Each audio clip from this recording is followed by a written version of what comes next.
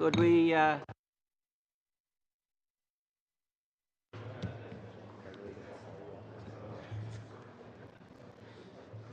we'll call the meeting to order, and under Standing Order 1082, we're to study of the second report of the Advisory Council on Economic Growth, and would certainly like to thank two of the members of the Minister's Advisory Council for coming today, Mr. Sabia and Ms. Trekenik. Welcome. And I might just say, as chair in beginning, we certainly, I think, all members in the House, for that matter, thank you for your efforts that you're putting into this advisory council and the good work that you do. We mightn't all agree on everything, I'm sure. That'd be unusual around here. But a good effort opens up a lot of debate, and we appreciate the work that you're doing. I understand, and I think committees are aware that this meeting will be, instead of its regular 2 hours, for 90 minutes, as the advisory committee members have other commitments, I believe, and some in the Senate. So the floor is yours. I think you wanted to make a very, very brief introduction, and we'd go to questions. So who wants to start? Mr. Sabia? Okay, Mr. Chairman, thank you. And on behalf of my colleague Ilsa, and indeed on behalf of all the other members of the Minister's Advisory Council on Economic Growth, it's a pleasure for us to be here and a pleasure to have the opportunity to talk about the recommendations that we have made so far to the government. I'm not 100%, I guess I'm going to speak initially in English. I'm not exactly sure how you prefer to do things, so I'll carry on in English for a while, but if you... Both languages are translated, and we all have earpieces, so just speak wherever you're comfortable, and we'll be able to...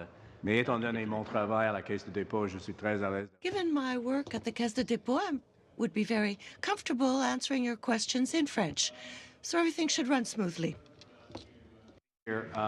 We don't intend to make a long introductory statement at all. Just to say, as you know, we've divided our work so far into two pieces. The first piece was delivered to the government and released publicly in October that involved three recommendations with respect to both infrastructure, foreign investment, and immigration. And then a second round released much more recently, if I recall, probably beginning of last week, on a series of other issues that I'll touch on, all of it to deal with this fundamental issue, which is what can be done to enhance the level of economic growth in Canada, which is part of a global phenomenon of pretty weak economic growth, largely having to do with two fundamental factors: aging of the population in OECD countries, and certainly here in Canada, and second, relatively weak productivity performance. That's true across the OECD, and it's certainly true here in Canada. And economic growth is really just the combination of those two things. So that's our goal. We've set a quantitative target for the work, which is to increase average median household income by approximately $15,000 above where it would otherwise have been, which is about $90,000 in 2030. So that's our goal. That's a substantial goal, to increase household income by that amount. And as I say, you've seen round one recommendations. Round two, all again to the same goal, are focused on some very important issues around innovation. And we have a variety of recommendations in many different areas to make Canada a more innovative place, especially important these days, I think, for reasons that we can talk about. Second, to address ourselves to the issue of skills development and reskilling, which is so important, particularly for a small open economy like Canada's, that issue of reskilling and the creation of opportunity through new skills is a very important part of our mandate. Third, some work and some thinking on the importance of identifying some key sectors that offer substantial potential for growth and export for Canada's future. In the proposals that we've made, we've identified the agri-food sector as one of those, but there are a number of others. And then beyond those three core areas, we've done some work around turning Canada into a trade hub, very important in light of tendencies in the world today around protectionism, which I think we certainly regard as a threat to economic growth on a global basis. And finally, very importantly, questions around workforce participation and encouraging greater participation from groups that are currently not as fully involved in the workforce as they could be, with substantial benefit for them and equally for the national economy. A lot of that is also focused on another of our very important goals, in addition to the $15,000 increase, which is the inclusiveness of growth, which is an issue today in which you see much discussed in the newspapers and in the media, really on a global basis, because underlying some of the issues around trade and protectionism is a much deeper issue around the inclusiveness of growth. So those two things, enhancing economic growth and reinforcing the inclusiveness of economic growth, is in effect what our work is about. So with that, Ilse, unless you... No? Then we're... That sounds good, Michael. Ilse. We will start in 7 minutes. Mr. Sabera. Thank you, Mr. Chair. I'd like to thank Mr. Sabia, and I'm going to mispronounce your last name, Elise. I'd like to thank you for the time and effort that you and all the members of the committee put into these reports and on the advisory council and the time that you spent on it. And we thank you for your service. Both of you obviously have a long history of service, so thank you for that. Looking at why I ran for office and why I wanted to be an MP is to make sure we had a good future for all Canadians, including my two young daughters, who are very young, but nonetheless that I care about deeply, and ensuring. And when we talk about economic growth, there are really three factors that drive it. First one is capital accumulation, your capital stock in an economy. Next one being your labor, i.e. immigration, birth rates, hours worked, so forth. And the fourth one, which is the kind of magical one, is it's known as technological advancement, productivity, or in the economic literature, total factor productivity. And we see those three factors, which are basically the drivers of long-term economic growth in Canada. And I look at the first one on capital, and we have a lot of capital in this country, I think. Mr. Sabia, we have pension funds, public pension funds, which we don't talk enough about, that have a lot of capital available to be put to use, whether it's in infrastructure, whether it's in private equity, whether it's an M&A activity. And then labor, there's a headwind. We have a rapidly aging population. And not only that, our labor force participation rate, and I'm looking at some of the reports from Finance Canada, it's expected to weaken. And so our labor pool is actually could be shrinking in the years to come. So there's that. And then we have a stubbornly low level of productivity, which is related to sources of clustering or lack thereof, but it's getting better, I think, the commercialization aspect.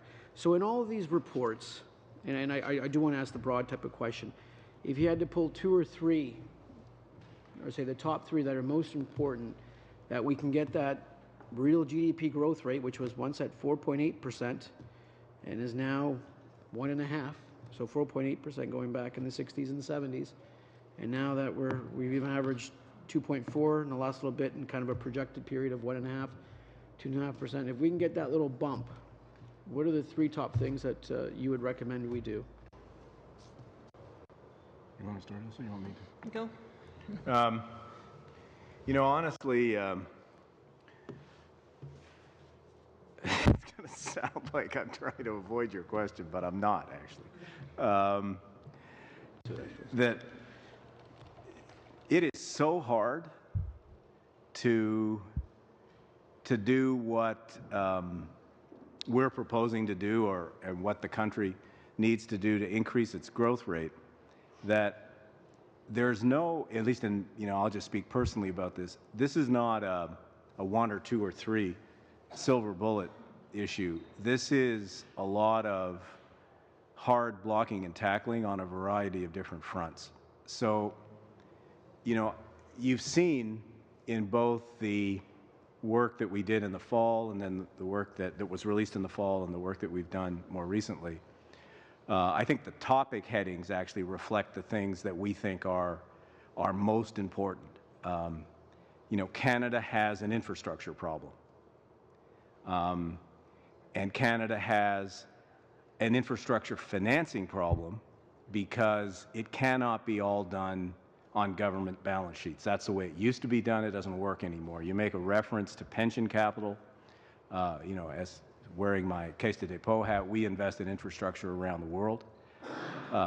There are big pools of capital that can be brought into Canada to build infrastructure. We think that's really important. We think foreign investment in Canada is really important. Given your comments about labor force, we think immigration into Canada is really important, both in terms of augmenting the labor force, which is a critical contributor to economic growth. Many people, I think, misunderstand the issue of immigration. Immigration doesn't take people's jobs away, it creates jobs. So those, and then, Ilse spent her life working around issues of innovation. That's critical. The things that we've talked about more recently, skills, sectors, stuff like that, all of those things. What's required here is a kind of comprehensive effort to address all of these issues. Would you like to comment, please? Yeah, I absolutely agree, and that's certainly true across the innovation landscape as well, which is why we've sort of broken our innovation recommendations into a number of pillars that need to self-reinforce, the impact of each other. And then I think we also recognize that there are some lessons to be learned from what some other countries do well, but that we need to adapt those models to our unique big floppy geography, low density of population. So, your reference to clusters is, what does a cluster mean in the Canadian context? We need to be smart about building networks across to get the required level of density of ideas, of capital, of talent to drive growth in certain key sectors. So I think that was one of the nuances that we were very aware of, is to not try and reinvent the wheel, but look at some of the global models, but then be sort of honest and thoughtful about how they might be adapted to the Canadian context. Guys, no more time? If you got a very short, snappy one. I would. Okay, Mr. Deltel, we'll likely have a second round, Francisco, so you'll be able to get back in. Mr. Deltel. Merci beaucoup, Monsieur le Président. Thank you very much, Mr. Chairman. Welcome, Ms. Truitt. Mr. Sabia, how delightful to welcome you here on Parliament Hill. I'm going to take a couple of minutes to explain to our colleagues your career. You were appointed by the government of Quebec to the Caisse de dépôt et placement, which is our pension fund, our little stockpile of money. We were recovering from a major crisis at the time, and the Caisse de dépôt had a record that wasn't too glorious. I was at the Assemblée Nationale and I used harsher terms, but you're our guest here, so I'll refrain from using the same terms. When Mr. Sabia arrived, the situation was critical, it was dire, and he showed beyond the shadow of a doubt that when we make the right choices and call upon the right people, we can redress the situation and avoid hitting the iceberg. And you have been recognized, and the Caisse de Dépôt has been recognized worldwide as a world leader. Thank you very much. And please salute two people who work with you, Christian Dubé and Dan Fournier. I knew them very well in my prior life, and indeed, you really captivated the National Assembly. Mr. Dubé is a former MP, and he's going to serve the country well. We're constantly seeking for new talents every day. Mr. Sabia, I'm delighted to see that a man of your quality has joined this think tank to help the government in its endeavors. We're not against the idea of having this think tank with experienced people like you. Indeed, we're trying to assess the recommendations that you're making, and we are talking of recommendations. One of your recommendations a few months ago, was the creation of an infrastructure bank, and this suggestion was espoused promptly by the government. Technically speaking, I would say we're not opposed to the principle of an infrastructure bank, but why would we need an infrastructure bank in Canada? Whereas in our view, there is a tool that already exists that isn't as refined. We recognize this fact, but it's Canada PPP. Canada PPP, I want to be sure we're speaking of the same thing. It's an organization that was created by a former government of another color, and it allows for private investment. It allows entities such as yours to invest in infrastructure. And to my knowledge, Canada never shut the door to foreign investment. Therefore, the aims pursued by the investment bank are aligned with this. We're not opposed to the principle, but there are other tools out there. Second factor with regard to the investment bank, for which we have concerns, over the course of 5 years, we'll create new business, a new infrastructure. We're going to invest $15 billion over 5 years that won't be invested immediately in the infrastructure needs that you outlined a few minutes ago. So my question is, why create a new infrastructure? And this isn't a word game, whereas we already have Canada PPP that perhaps merits some readjustments, but that is doing a very good job. That's a good question, Mr. Chairman. And it's reasonable to put it to me. In our view, this bank, its aim, is lengthy. It has a long list of objectives. What does this mean? We would like to create a center of expertise. And as you know full well, the finance market for infrastructure today is highly sophisticated. So one objective would be to create an organization, a bank, able to be a center of expertise and to seek out people with the necessary expertise to finance projects in the most sophisticated way possible. And this expertise with regard to financing isn't fundamental for Canada PPP as it now exists. So expertise in the financial sector is an important element with regard to the mandate of that bank. Equally, and I'm speaking here very openly and directly, it isn't always the case. I'm well aware of the fact that I'm here in Parliament, but it isn't always the case that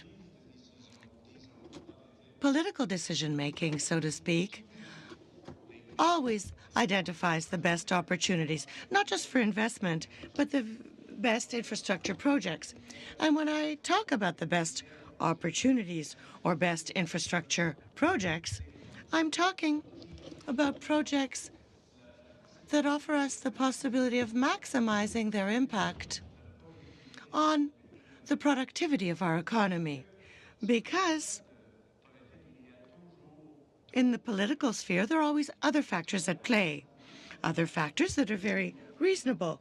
But our mandate is to seek out opportunities to reinforce the level of our productivity and our economic growth here in Canada. And therefore, another important element in this idea is, frankly, to move away somewhat from this bank and from the government, to create an institution able to act somewhat more independently in order to improve decision-making. And when I use the term improve, my idea or suggestion is that we improve this with regard to impact on our country's productivity. So that's another important objective, is the idea of independence and the quality of the decision-making process. So two factors which, to our mind, explain why our preference is to create a new institution, a new bank, in order to improve the quality of decision-making. Thank you very much, Mr. Sabia, for your comment. In our view, what you stated could very well have been applied to Canada PPP, but independence and expertise from outside were welcome within Canada PPP without necessarily having to create a new institution. That's our viewpoint. Sabia. Mr. Dussel. Merci, Monsieur le Président. 7 minutes. Thank you to both our guests for your time here with us, and more particularly for the time you devoted to the preparation and research work to produce this second report. Congratulations indeed. My first question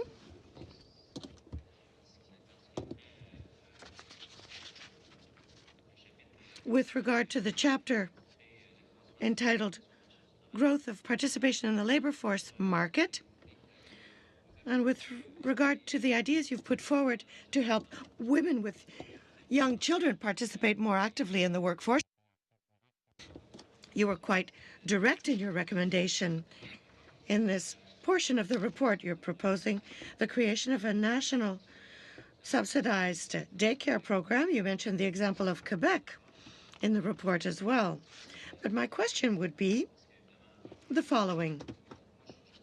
I'm already convinced that this could have a beneficial impact on our economy to allow women with young children and men with young children as well to participate more actively in the labor force, in the workforce. But for the benefit of the committee, might you share with us the research work and the data that you used to arrive at that conclusion?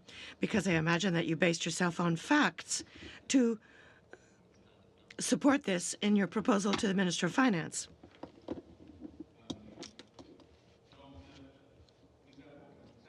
As you know, we identified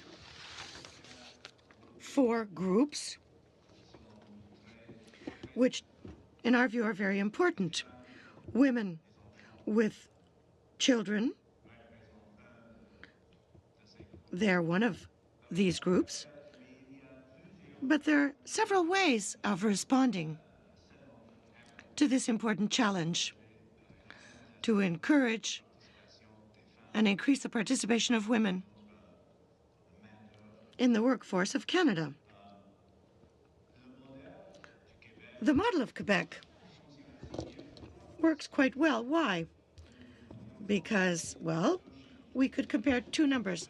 The participation rate outside Quebec in Canada of women with children, I think it's around 86%. In Quebec, it's 93%. So that's quite a sizable difference given the importance of this segment of the population. If we increase the participation rate outside Quebec, if we increase that level and bring it to the level in Quebec, that represents or would represent an increase or an additional contribution to our GDP of about $13 or $14 billion per year. So it's very important. Quebec's model with subsidized daycare That is one way. There are other ways of achieving perhaps not exactly the same thing. For example, we could create tax credits in order to achieve similar ends. But obviously, this distinction, the difference in participation rates between Quebec and the rest of Canada, well, that spread communicates something, means something. So the reason why we emphasized that program in Quebec is because we can understand that the program is working well. This program is delivering the goods. It's a small additional percentage of women who participate in the workforce, and this small percentage increase would contribute a lot to our GDP. And you're saying it would be important for the government to invest more in this to enable this group of people we're talking about today, women with children, to become more active in the workforce. Yes, and it would pay dividends. Yes, but our objective, frankly, is to not recommend one way or some way of resolving the problem of workforce participation in Canada. Our objective, in fact, with regard to this issue, is simply to bring up the question, to identify which groups offer, in our view, the potential to do something that will help. We want to help the members of these groups, but also increase growth in Canada. So it's both things. What is the best way of tackling these questions? Frankly, it's something that we decided to leave up to the government, because the government is much better able to deal with these issues than this committee. So our decision was to bring up the issue and to ask the government to reflect upon this important matter, that of workforce participation rates, because it's a major way, an important way of increasing inclusiveness for economic growth. On another matter, just 1 minute. In the same chapter on the increase of the participation of older people in the labor force, you suggested an increase in the age of eligibility for old age security, the possibility of doing so. But I didn't see in the report any numbers or facts demonstrating that OAS is not viable, because that's your argument. It seems to be your argument that it isn't viable long-term OAS. But I see no data to support this, and the previous government, it too didn't have any reliable data in support of this.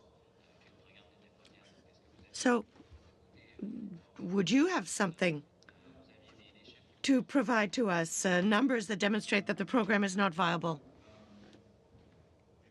No? And why? Well, coming back to my comment, the comment I've just made, with regard to this important question of labor force participation, our objective is simply to bring up the matter, to underscore the importance of the issues. But to date, we haven't had the time to deal with this issue with the same depth as the other matters, like, for example, innovation or strategic sectors. So this is something that we're asking for. Forgive me, I'm repeating myself, but we are asking the government to reflect upon this because it's a fundamental issue. So we haven't done all of the research, and I cannot provide a direct answer to your question because we still have work to do on this. Ms. O'Connell. Thank you, Mr. Chair. Thank you both for being here. I have a number of questions, mainly focused around innovation, and because it seems to be very woven throughout. My first question is in regards to you, or the report somewhat describes innovation as the secret sauce, if I'm quoting it directly. And, but innovation is a word that's thrown out a lot, and you recognize this of what does that actually mean, though? What are the things we actually focus on? And I recognize throughout the report you have those pillars and you have those recommendations. But for the average Canadian, if they're saying innovation is really where this country needs to go, we need to be much better, and you provide a lot of statistics, especially comparative to the US, how would you properly describe innovation, or what would be the best way for Canadians and firms to start looking at how they innovate compared to what they might be doing now? If there's a simple way to kind of describe that, I don't know if there is. Yeah, I think there's a recognition by the council, and I think many of us who touch this field, that the word is so widely used now that it's in danger of losing its meaning, which would really be unfortunate, given how critical it is to both driving productivity, but also in a time of accelerating technological change, globalization, and these huge demographic shifts. Innovation is sort of the one tool we have in our toolbox to stay ahead on the economic growth front. So, you know, I always think about innovation in its simplest form. It is not something that happens only in labs where people wear white coats and related to technology. In fact, innovation is a mindset and an approach to improve the way we do things. It touches every sector, it touches all aspects of our lives. And out of that quest for progress, which is really at the heart of the innovation process, new industries are born, new partnerships are forged, and particularly as we think about the complexity of the challenges we deal with today, whether it's providing healthcare to an aging population or climate change, we also need to form new coalitions, public-private sector coalitions of problem solvers to work together. And so those are a complex set of threads. I think what we have tried to do in our recommendations is to deal with a couple of the fundamental pillars. You know, capital is essential to fund, and risk-taking capital to fund the process where new ideas and new technologies become validated, and those ideas convert into products and services that then can enter the marketplace and make a difference in society. You need skills that can deal with that fast-changing environment. But we also suggested a creation and a sort of a galvanizing of public and private sector actors in the form of these innovation marketplaces. And some of that reflects, I think, the challenge of our large geography and lack of density, but also a recognition that we haven't had the connectivity you see in societies like Germany, in some parts of the United States like California, between established businesses, young emerging businesses, top-notch researchers, students coming into the funnel. And so the idea of these marketplaces is to really bring together all the actors in that innovation system around real business problems, and to provide the connective tissue, and then some of the capital and some of the talent inflows to help us tackle those problems so that our established businesses can become more innovative themselves, but also become better receptors for the ideas coming out of younger companies. And on the flip side, for our younger companies to find customers closer to home, so that they can use those connections and validations as a springboard into international markets. Thank you.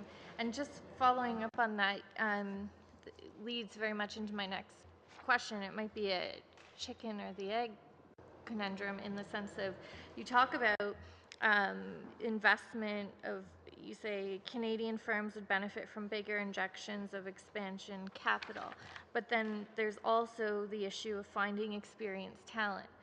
So, and I guess it says from more than half of technology companies founders say the biggest obstacle to growth is finding and hiring experienced business talent.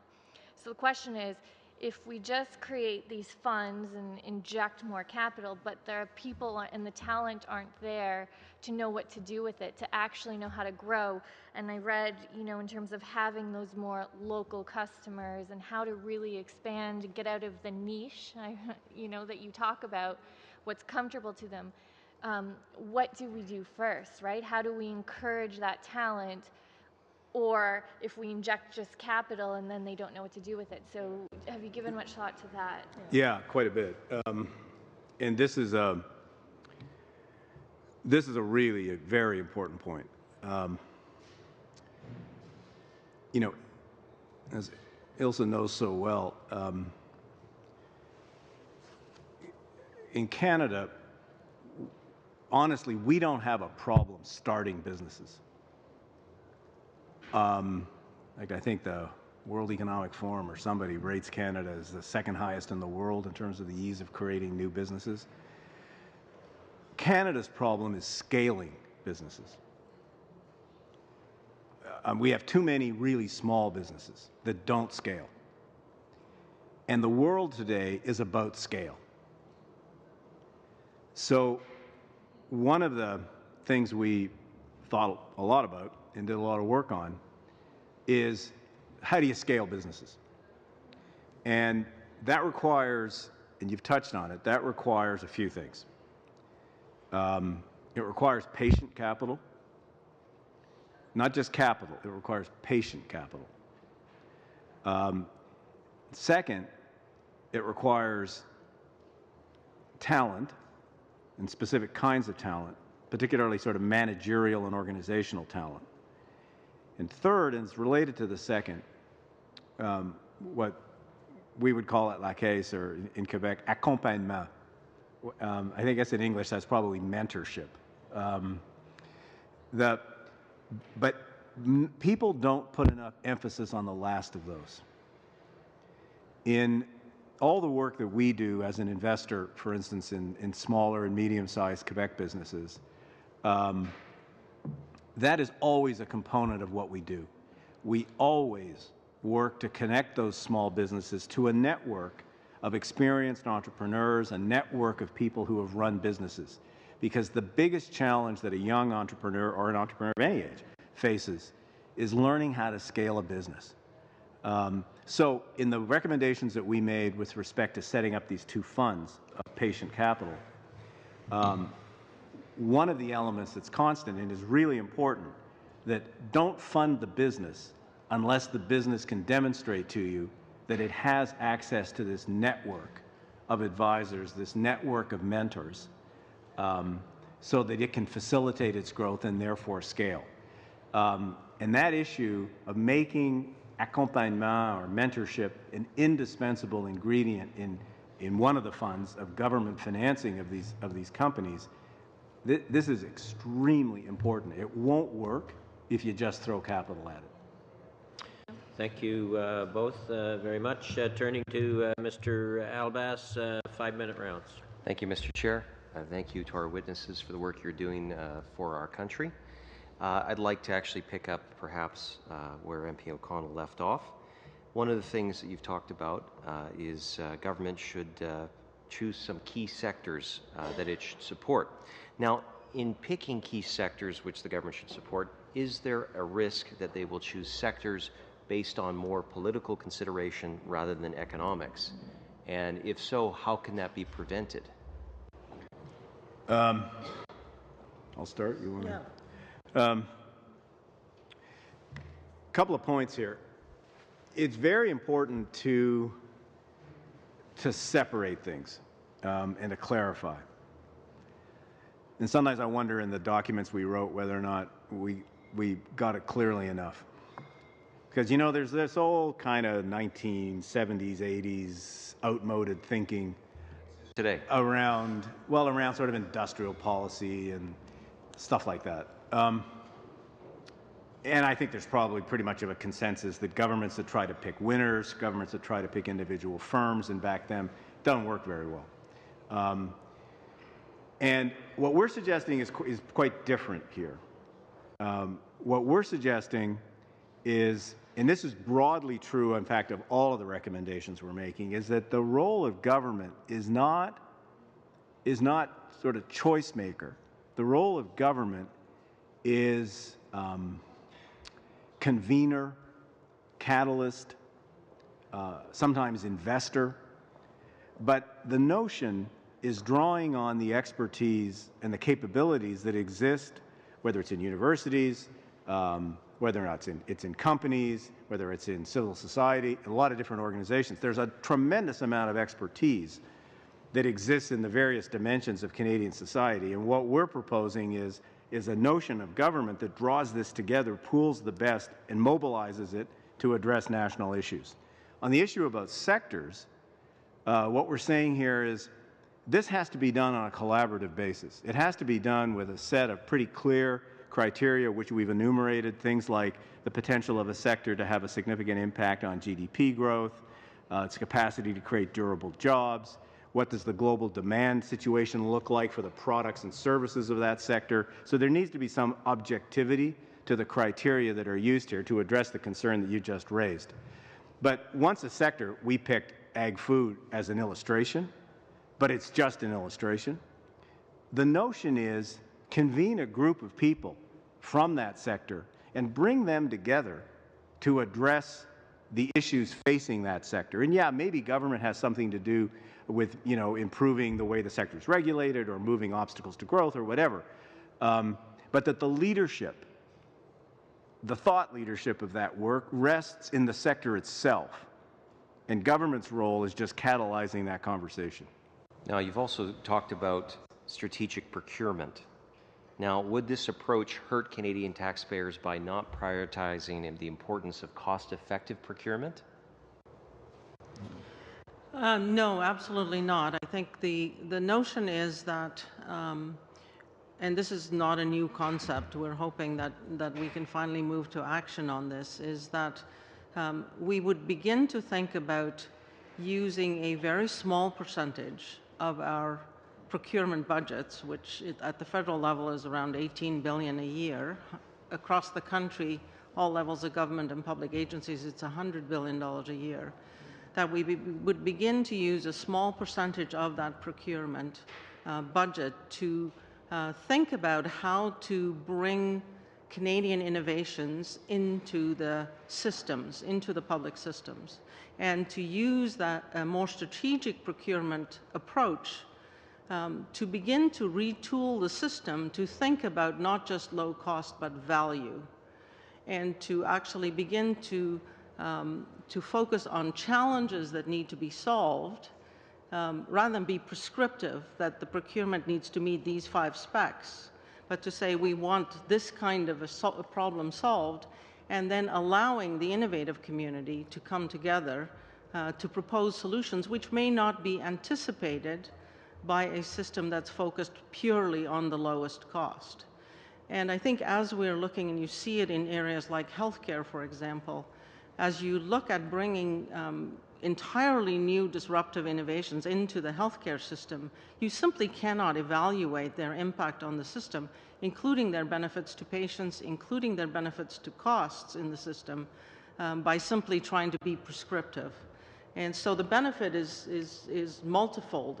It allows us to create opportunities for our innovators and young companies to begin to use our public systems, which are typically the buyer in regulated industries, to be a first validator and tester of those opportunities. But it also allows us to begin to bring those innovations into our system and make our systems more productive and innovative themselves. Thank you. Mr. Falcon-Ouellette. Thank you very much, Chair. I just have a few questions. I'd like to go back to that question about scaling and how you actually do scale. So, you talk about patient capital, the use of talent, and specific managerial skills, and then mentorship. But perhaps the issue then is, how do you actually get those good managers? And where do they come from? And can you learn that in a few years in a post-secondary training course? Because, I'm I was in the Army for many years. I've dealt with budgets, and I still find it difficult to even just manage my MP budgets appropriately some days. And these aren't things that they actually train you in schools. Is our education system actually adequate enough in order to meet demands of what you're asking for, to see these increases in productivity, this is increase in scaling in the long term?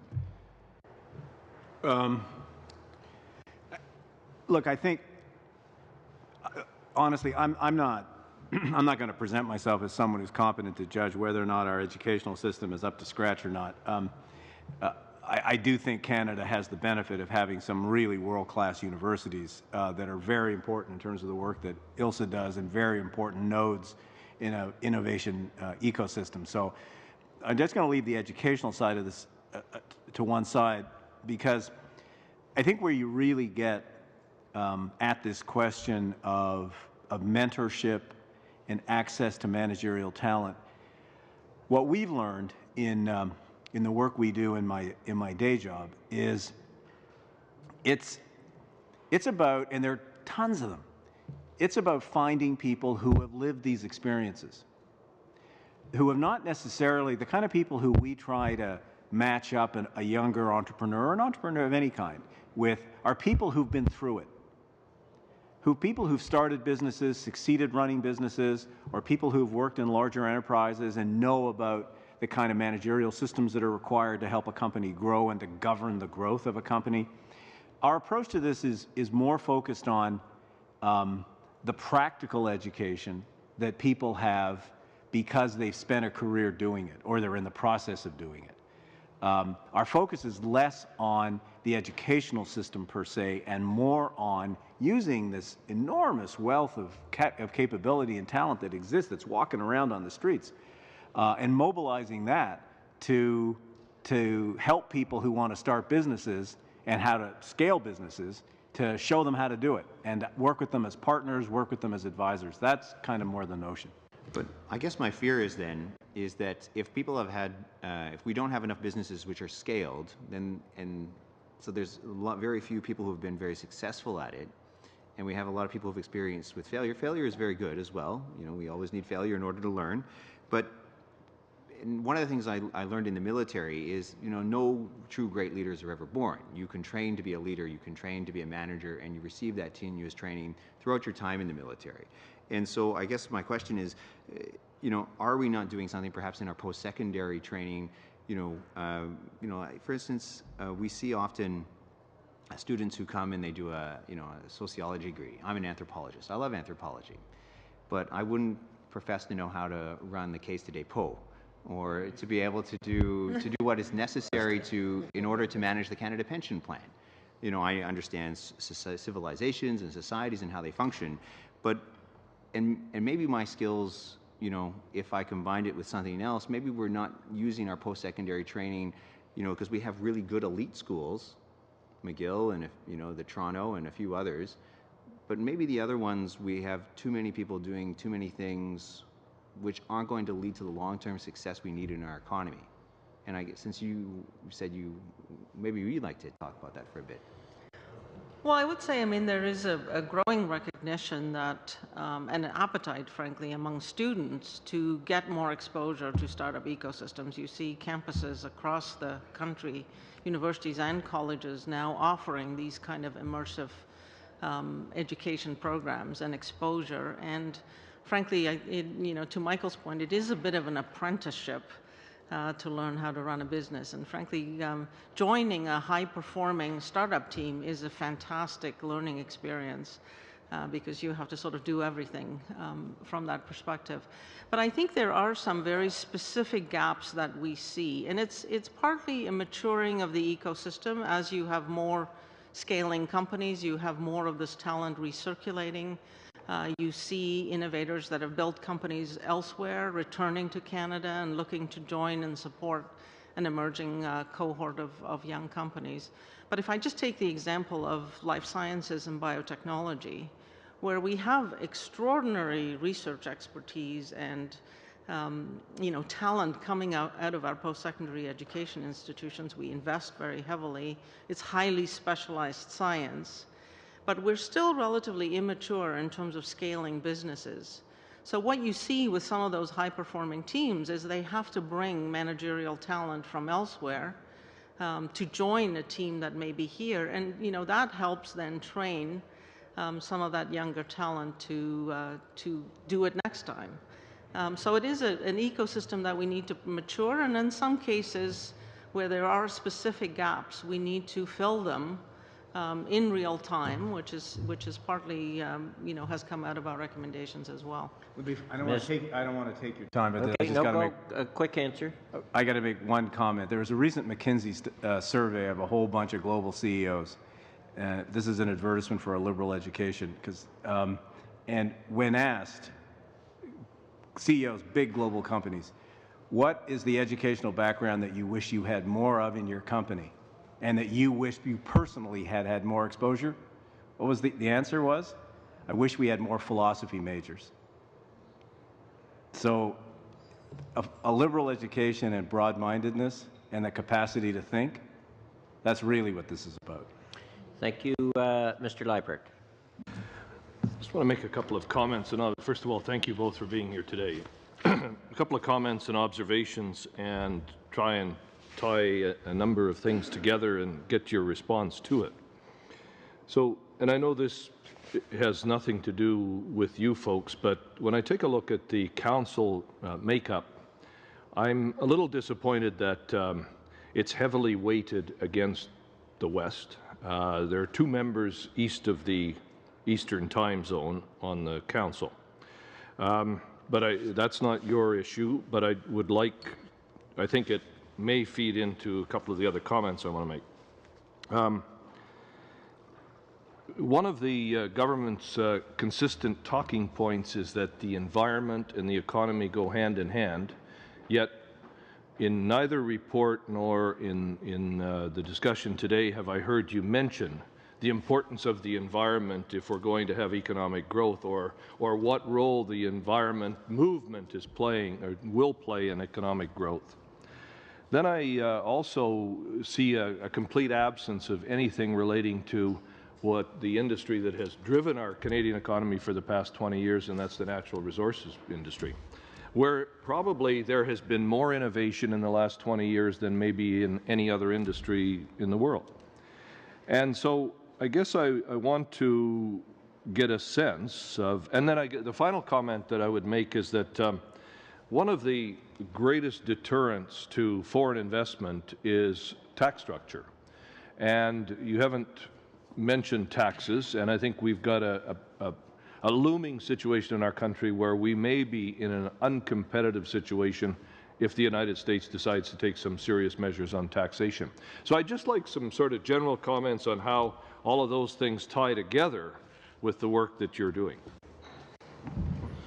Maybe just a quick comment on the energy and environment. You will notice that in our sectors we specifically mentioned energy and renewables, both oil and gas as well as renewables, as one of the sectors that should be prioritized for all of those reasons that you mentioned. And to Michael's earlier point, we also had a call-out box to say that we recognize, particularly for the clean tech industry, which is a fast-growing, new emerging industry, it has specific capital needs and so on, and that some of our fund structures haven't specifically tackled the unique features of the clean tech industry. But there has been a lot of discussion around the table on exactly this point, and I fully anticipate as we go into our next round, we will revisit that sector, the oil and gas sector and the natural resources sector. Certainly in the agriculture, a lot of attention was paid to the forestry examples that we could see as real opportunities for Canada globally. In terms of taxes, I think there's been also a lot of discussion, as you would anticipate, in the last 2-3 months of the Council's work on, how the changing dynamics might impact some of our recommendations. We recognize that Canada has a relatively attractive tax environment today, but will need to revisit its position should the U.S. make some substantial moves in that direction.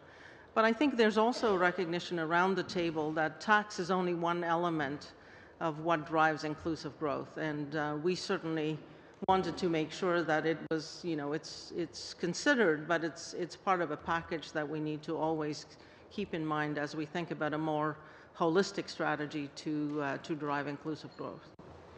Michael? No, Go ahead, Mr. Sabia. no, I'm Okay. I'm signed up with Ilse. Mr. Leipert. Well, I'm happy to hear that is in the works, especially from the natural resources sector. I guess you mentioned renewables and some of those. My concern is that will your agenda be driven by economics or by politics? Will you be making recommendations and having discussions based on the knowledge that we have a government in office that is environmentally driven versus economically driven? Well, I'm not 100% sure how to answer that question.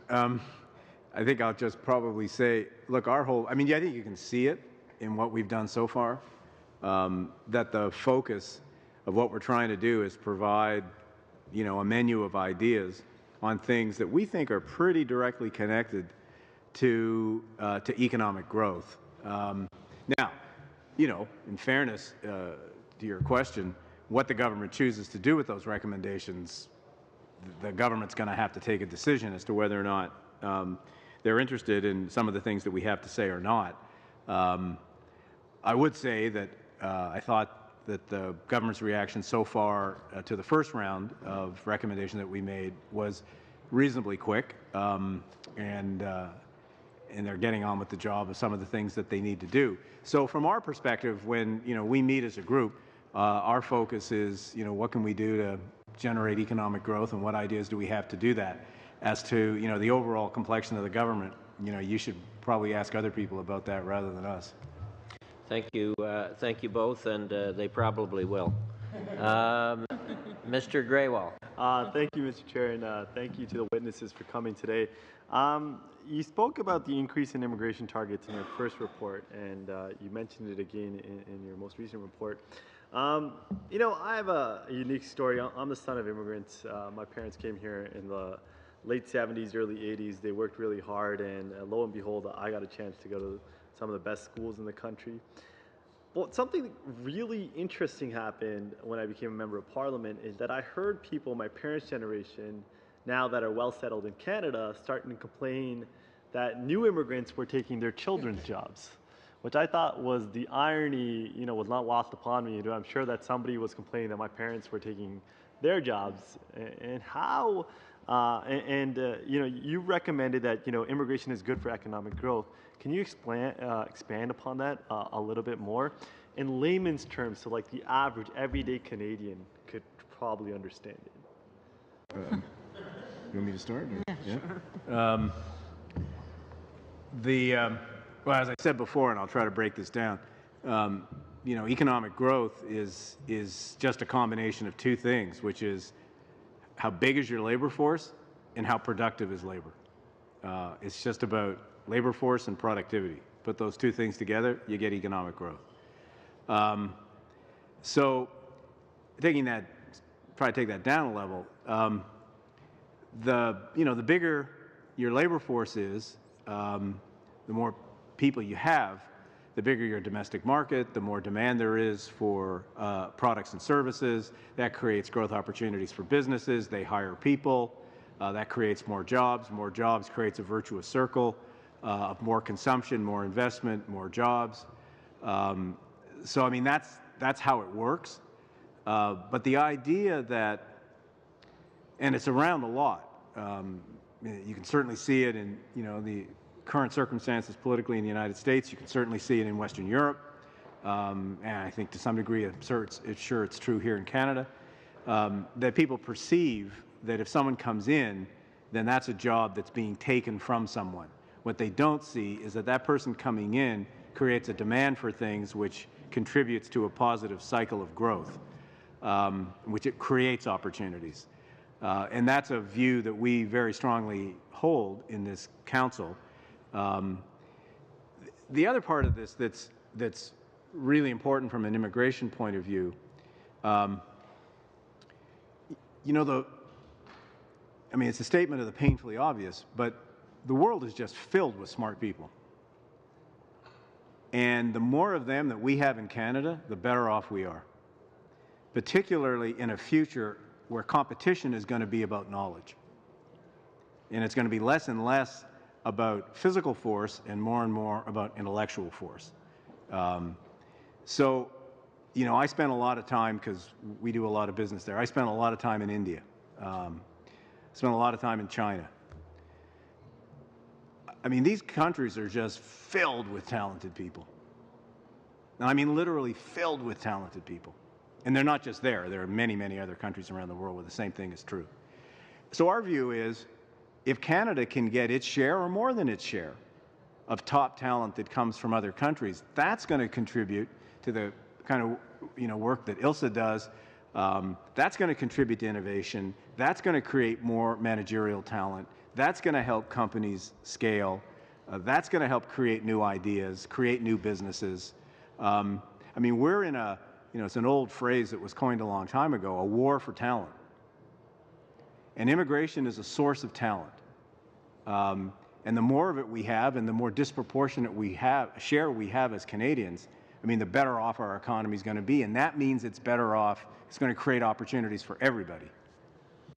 Yeah, and I think just, you know, to add to that, I think, you know, sometimes there's a perception that there's nothing wrong with us just keeping our population relatively static and happy and unthreatened, but I think it loses that really important nuance of our dependency ratio as our current population ages.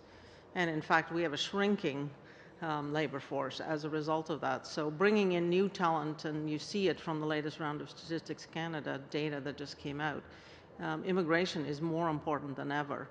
I think there's also interesting, lots and lots of data, not just in Canada, but elsewhere in the world, that immigrants tend to bring a higher degree of entrepreneurial energy into the economy. And so you see the participation of immigrants in leading and building these new businesses. To Michael's earlier point, they're not taking jobs away, they're actually job engines. And so that's another really important part. And then something that we see from a Mars perspective, which I'm so excited about, is the diversity of our entrepreneurial talent pool gives us connectivity to markets elsewhere. And in particular, as we see more and more newcomers to Canada building businesses for the Chinese market, for the Indian market, for the African market, not just for the US, which has been our traditional sort of default. It gives us that, that sort of trading network that's built on immigrants that have relationships in those markets. So there's lots of benefits beyond just the simple math. If you want to see the dark side of getting immigration wrong, look at Japan.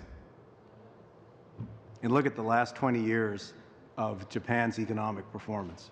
Just look no further. There's a living lab in front of us. Thank you both, or thank you all three. Mr. Dussault, 3 minutes. Merci, et j'aimerais revenir sur... Thank you, and I would like to come back to something that was mentioned earlier. The procurement policy. You suggested that there be a regime based on the needs rather than the value of what's being offered. You favor the value option, but have you assessed the possibility that because of our trade agreements, it might be restrictive to have procurement policies that are too strict, too Canada-centrist, and that they might be challenged by our trading partners if our procurement policies are too shuttered, too closed, and too restrictive vis-a-vis goods from other countries? Consideration, and again, I just want to emphasize that we are talking about taking a very small percentage of the overall procurement budgets and using those small percentages as to create channels for Canadian products to be tested and validated inside our public sector systems. The recommendations that are made in our reports are also very much based on models that have been adopted elsewhere. In particular, the SBIR program in the United States is widely regarded as a global best practice standard. It uses similar percentages, taking its departments and agencies that have significant R&D budgets and allocating somewhere in the 3 to 4% to those more open-ended procurement methodologies for the system itself to learn and to create those validation approaches. So we have to stay on side with trade rules, but I think it's a well-treaded path. And in fact, the SBIR program in the U.S. has been adopted adapted in Australia and in the UK as well. So we don't have to reinvent the wheel. It's actually a set of methodologies that we can adapt to Canada and with relative ease. Si j'ai bien compris, puis je me souviens d'avoir déjà. If I understood correctly, and I did hear talk of this idea, it would also allow businesses, startups, to get approval because they're bought into by the government. It's a way for them to have a quality label, so to speak, or image. Is that the spirit in which you're envisaging this option, to allow SMEs or startups that are just beginning to have access to the public market, to government contracts, to increase their credibility? The program in the United States, the SBIR program, is highly competitive. So it is not seen as a handout at all. It has very structured rules in terms of what stage the product is to be assessed. You progress to the next stage if you generate the evidence that shows performance and efficacy. And when you get to the third highly competitive stage, you then get the government as a first customer. That becomes a very important validation, particularly if it's a data-driven and high-performing system and not seen as some kind of a soft test bed. It also allows, in this notion of inclusive growth, it also allows governments to think about ways to create opportunities for certain disadvantaged groups. And you see in the United States as well, some of those procurement channels would be open to Indigenous businesses, for example. So it can be used for other social purposes as well. I think the thing that is really important for us, and we see it, I can just talk from my own experience in the healthcare space, which I know is a more provincial jurisdiction. But if you think about the Ontario healthcare system, a very, very large public system, it procures almost no medical devices that are originated in Canada or in Ontario. So it's that mindset of we think of our health system or our energy system as a service that takes care of sick people rather than as part of our economic engine. And this is one of those, I think, switches that we can flip to begin to unlock the capacity of using our system. Because for a young innovator in the healthcare space, if they can't sell into the Ontario system, they go to the US market or the European market, and the first question they get is, so what does Ontario think of your gadget? And if the answer is, well, I can't find anybody to talk to at the Ontario health system, that's incredibly unhelpful to get those companies to scale. Thank you. Mr. Fergus. Merci beaucoup, Monsieur le Président. Thank you very much, Mr. Chairman. Thank you to both our guests, Mr. Sabia and Ms. Treugmich. Thank you for your appearance here today before us and for your work as well, your work for the committee, because you are very well known and well recognized in your professions, and we're very fortunate to have people like you who offer us advice. Before getting into politics, I worked in the post-secondary education sector. Post-secondary, yes, universities. And I observed in your second report that you mentioned that there's a lack of cooperation between universities, the private sector, and the federal government in the context of research and innovation, R&D, for example. And I agree. We also saw at the same time that the private sector has reduced its investment in learning and training for staff. There's been a drop of 20% since the beginning of the 1990s. At the same time, we always hear say from employers that students aren't well trained, well educated. Do you have a model in mind of a country where they have really well done, where they've really succeeded in their system, where there's good cooperation between the private sector, the public sector, universities, and the government?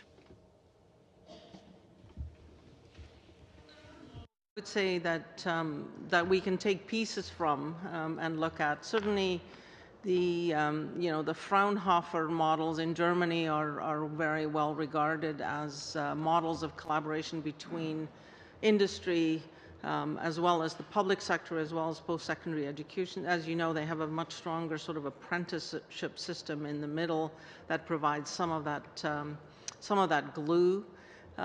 Singapore, but it's a neat and tidy economy. You see very structured models of collaboration between those two groups.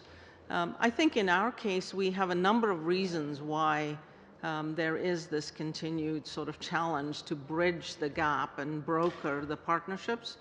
Our established firms spend less on R&D, so they're not as strong receptors for the breakthrough research and ideas that emerge from our academic sector. The academic sector is not necessarily resourced to really build the bridges to those other markets, and then we have a lack of risk capital to fund the collaborations. And so patient risk capital. That's right. And so part of our marketplace idea is to try and build more connections. You will also see our recommendation around future skills, where we really are trying to bring together not just governments, but also the private sector as well as the nonprofit sector and other skills agencies to collaborate in terms of defining what kind of skills are required, experiment and test and try some new approaches to building skills that are relevant to this fast-moving economy, and in the process find some better partnerships in terms of supporting people through the different career transitions that will be inevitable in the changes that are happening in our economy. Sabine? Well, then, on that front, I much for getting that on the record, and I think that's going to be very important for us to keep the points that you've raised in mind, the very, very important points. Then, what would you, if you were in our shoes, recommend in terms of concrete action which we can do to create that connective tissue that we need to have, that can make that in a short order, so that we can get that growth and we can get that mentorship and we can get that scaling up that we need to have in Canada, given that we have a vast, I wouldn't say it's a vast geography and a small population relative to others, so that we don't have that same density. How do we, what short-term action or medium-term actions can we take to encourage or steps that we can take to get to that point? You want to go? Sure, go. Well, I think one thing for sure, the proposal that we've made with respect to creating what we've chosen to call innovation marketplaces, that's one concrete thing that government can begin to do to just bring people together, because as Ilse has said, Canada, one of Canada's challenges here, and if you look at our performance in commercialization relative to, say, the United States, I mean, it's night and day. And that commercialization of research and the success for it in the United States comes out of a variety of factors. But they have succeeded, in their case, it's both geographic and it's sector-specific or problem-specific, but certainly everybody knows about Silicon Valley, everybody knows about Pittsburgh, everybody knows about Boston, everybody knows now the beginnings of some interesting things in and around New York, where that connectivity is happening, where universities and research and capital and entrepreneurs are finding ways to connect. And that's really what Silicon Valley is about.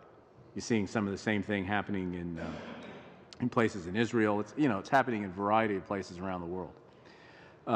So anything that we can do to bring people together and to put them in the same room to focus on the solution to specific problems, so that it's not just chit-chat, because that's not going to get anybody anywhere. But the reason and the idea behind innovation marketplaces was to have, specific problems that need to be solved. Problems that are important for business, so that businesses actually come to the table with receptive ears to hear about innovative ideas. And the notion of the government, again, it's not the government solving a problem. It's the government creating a context where people can sit in a room with a specific issue that is an issue for business, so that business comes to the table, as I say, with the right mindset. That's what needs to be done. And this is, this is not, I'm sorry to say this, but this is something that takes time. This is about building muscle reflex.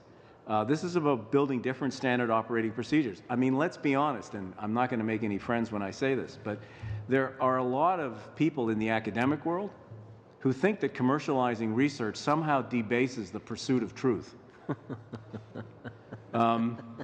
Well, I'm not signed up for that. I think if you can commercialize research, actually, that's probably a pretty good thing. But there are other people who say, well, that's crass. Okay.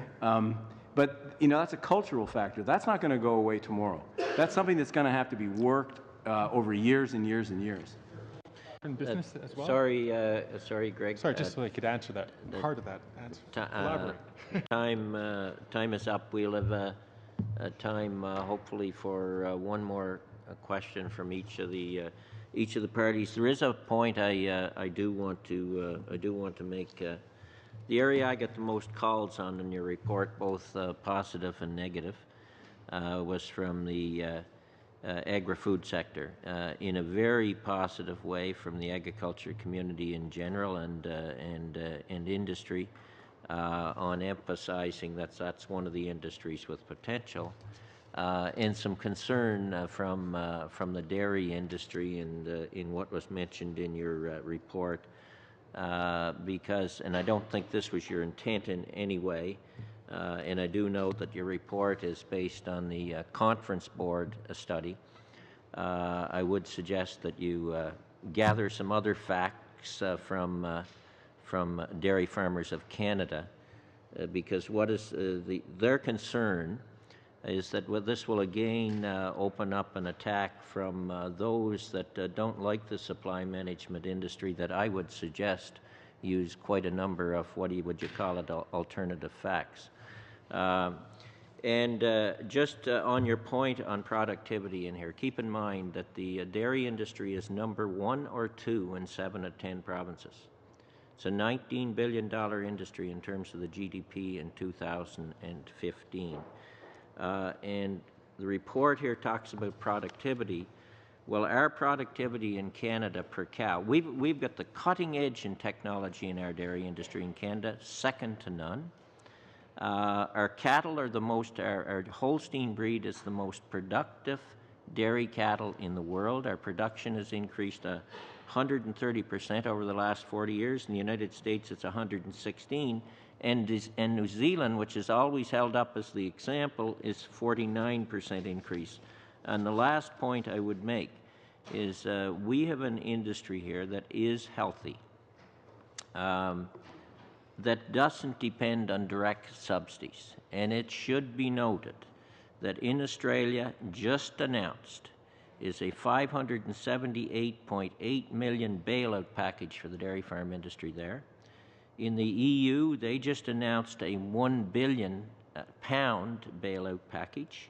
And the United States, a little while ago, announced $40 million buyout package for the surplus of cheese, and that's on top of the up to 31 cents a litre they already directly subsidize their industry. So I'm putting those facts on the record and saying to the advisory committee, wherever this information comes from on the Conference Board of Canada, that you should actually balance it with somebody that's in the industry. And I wear supply management on my sleeve, and I'll admit it.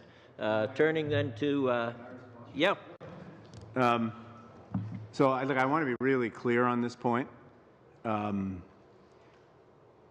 You won't find in any of the documents we issued, and certainly not in the one on agri-food and the importance of identifying key strategic sectors, a recommendation with respect to supply management. We were quite clear in not making a recommendation about it. Now, why? Because it is in and of itself a highly complex subject.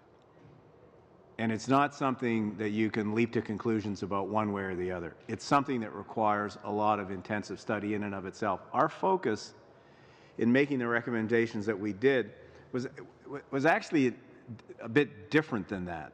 What we're trying to encourage government to think about, or just people in general to think about, all of you to think about, it's more around issues of how can Canada move up the value chain? How can Canada in the agri-food sector do more value-added processing than we do today? We do about 50% of our agricultural exports have some processing component, but there's 50% that doesn't. What more can we do there? Because that's good in terms of creating value and creating jobs. What more can we do in terms of enhancing the technology and being more technologically sophisticated in the agri-food sector? You know, what more could we do creatively around branding Canada as a source of nutritious, safe food in a world that's hungry? So our focus was, you know, what other trade agreements could we enter into that would give us access to hugely important markets for Canadian agricultural products like China, like India, like Japan? So our focus was, what more can we do to take this industry that's just got so much potential and you know, clear the path and encourage it to grow as fast as it can, to export as much as it can. I mean, we export less, you know, hold your hats on this one, but we export less in terms of agricultural products than Holland. Now, take your hat off to the Dutch. Very small country, but a very small country that's managed to marshal its resources and build an extremely capable agricultural sector. And what we're saying is, if the Dutch can do it, then why can't Canada do it? Valid points. Mr. Deltel. We'll go to 5 minutes. We'll run a little over the 5 o'clock time. Merci, Monsieur le Président. Je vous invite au prochain débat. Thank you, Mr. Chairman. I would invite you to the next debate of the leadership debate in the Conservative Party. You might have some interesting arguments to put forward. Man from Quebec.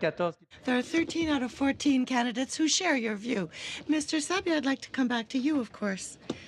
Just perhaps a little wink earlier when you stated that, yes, we have to develop new products, but we have to sell them, and that's not easy to do. The Lumiere brothers in 1895 that invented the cinematographer. A year later, in 96, Lumiere said, beyond a few technical applications, there's no commercial future for our invention. And we know that 125 years later, we can appreciate all of the commercial virtues of what the Lumiere brothers invented. It's not because you invent something that you're able to commercialize it. Each person has his or her trade. Coming back to our study, you stated that the future of Canada in some sectors goes through innovation, technology, education, instruction, knowledge, high tech, and we agree fully with this. But how do you think we could draw the best people here to Canada and retain the best in these various fields? Attract and retain them if the taxes are much higher than they are in our main competitors' sphere, the U.S., our main trading partner as well.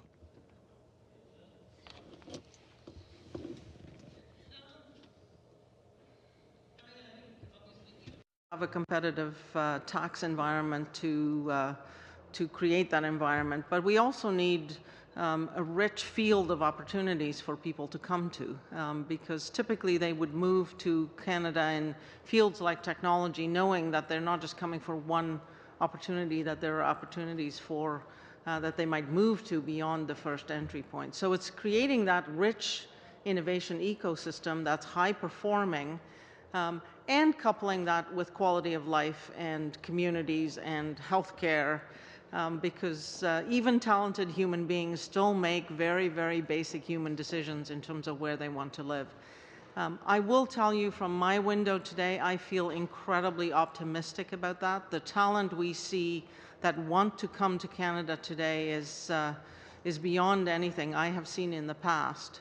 And I think our recommendations, particularly the first set of recommendations that focused on that sort of rapid track opportunities for highly specialized skills to come in and work with our highest performing firms, the government has already paid attention to that, because I think there's a general recognition in the sector as well as among governments that this is really important. And then we have to do the work of building vibrant communities that will want to make them stay here. And I think that's what we do actually very well. So I'm optimistic. Je vais juste ajouter juste un commentaire, et vous êtes... Just one comment, and you must certainly be aware, very aware of this issue. But look at the present situation in Montreal. Clearly, Quebecers, well, we pay, let's say, interesting taxes. That being said, in Montreal at present, you see a city that, frankly, to my mind, is in full effervescence with the development of new businesses, the arrival of all sorts of entrepreneurs. So there's a lot of creation of new businesses and activity in Montreal. And frankly, it's remarkable. And it's a phenomenon that we've been seeing for what? Not 20 years, maybe 5, 6, 7, 8 years. And companies like Hopper Moment Factory and other small businesses are launched. And just to refer back to Ilse's comments earlier, Montreal is an attractive city worldwide. Why? Because it's a city that is very diversified, and the quality of life is very interesting, very strong. So all of these factors contribute to creating a city that is alive. So yes, I understand fully, you are right, the issue of taxation, tax rates, all of that plays a role. Those are important issues, but it's just one part of the overall picture, which is much more complex. Who's first? Looks like I'm first. Thank you, Mr. Chair. Mr. Sabia, one of the recommendations is that there's policy barriers, that there's over-regulation that that is impacting economic growth in Canada. And then we've also recommended foreign direct investment in Canada, but a lot of that goes against existing regulation. Like it's very complicated in certain industries, like in telecom, to get foreign direct investment into the country. What do you think the government could do relatively quickly, and please use current examples in your experience as the former CEO of a major telecom, that could help bring more foreign direct investment in Canada, that will lead to more jobs in Canada and would lead to more economic growth in the country? Look, we haven't been specific about individual regulations, et cetera. We've been more concerned about encouraging government to take stock of what it's doing from a regulatory point of view, and in fact to take stock of what it's doing from a programmatic point of view as well. When you look across the lot, there's something like 50 different government programs focused on innovation.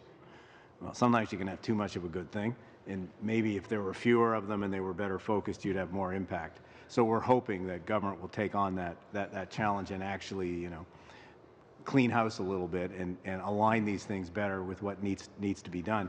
And we're basically saying, on the regulatory side, pretty much the same thing, to just try to review, because some of these things, some forms of regulation are necessary. Take for instance, and I'm not suggesting this is necessary. What I'm suggesting is a sector that you know, and that I know a little bit, telecommunications,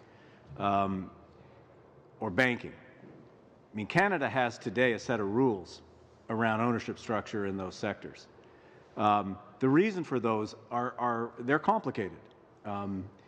They've got roots in Canada as a relatively small country beside the largest economy in the world, beside a very globally preponderant culture that emanates from the United States. There are a whole host of factors that go into a public policy decision about whether or not a particular sector should have some kind of constraints on foreign ownership. So, I think the public policy decision is not, it's more complicated. It requires a reflection on a broader set of factors than just a relatively limited or focused one on this or on that. It requires a broader picture because these are complicated issues. The second thing, just continuing on a little bit about whether it's in telecom or other things, it's important for Canada not to be too much of a Boy Scout.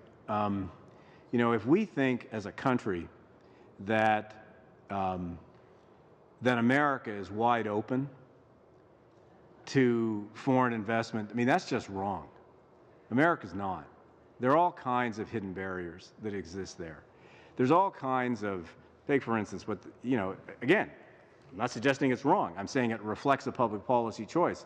The Department of Defense in the United States plays a very, very important role in stimulating technological innovation in the United States, and it has for years and years and years. It's not like the world is this completely free trading, open place. Look at the Europeans. There are all kinds of hidden barriers well, I won't name individual countries, but across the European community, there are a lot of similar kinds of issues. So, as Canada thinks through issues like telecom or banking or whatever other kinds of regulations that are there, it's a much broader, more complicated thing that's got to be thought through. Quick question, Francisco? Yes, absolutely. Just on the reports, building a highly skilled and resilient Canadian workforce through the Future Skills Lab. On the three core function of what the Future Skills Lab you guys list, it was remarkable to read there's $17 billion in annual public spending on skills and trainings program. I'm just really curious if you can comment on the Future Skills Lab, because I think that's an endeavor that all governments, all three, and then if you count the regional 4 levels of government in Canada, really need to look at, because we are investing a lot of money in skills training, and maybe some of those programs need to be reviewed. But if you can comment on the Future Skills Lab. Yeah, the Future Skills Lab, I think, was very much focused on the one hand, recognizing that we have a vibrant labor pool. It's talented, it's diverse, it's highly educated.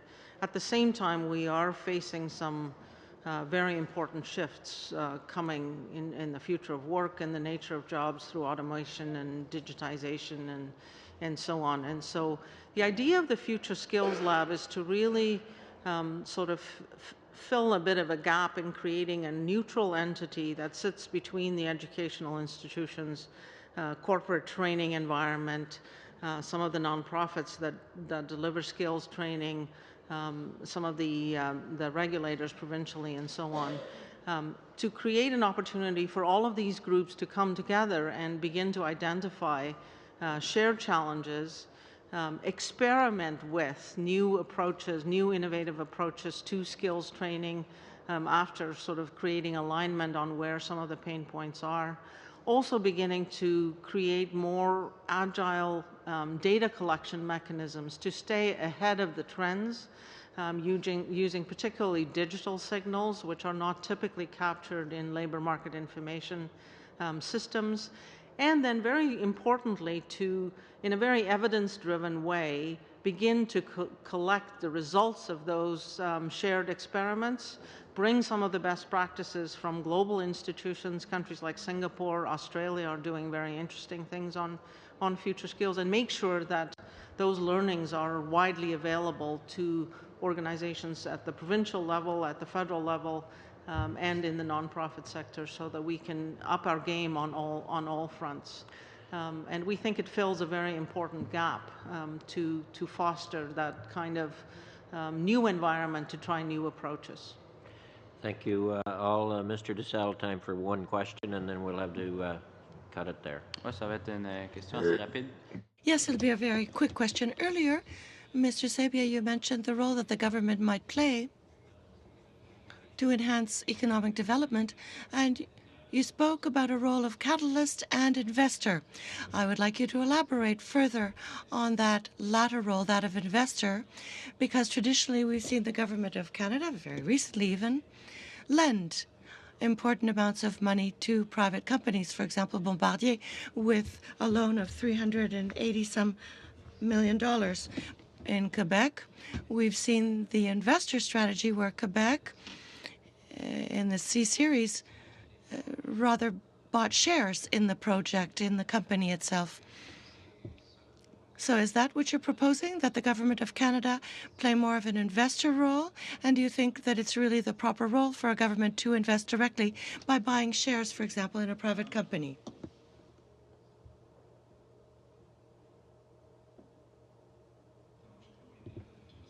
I could say all sorts of things.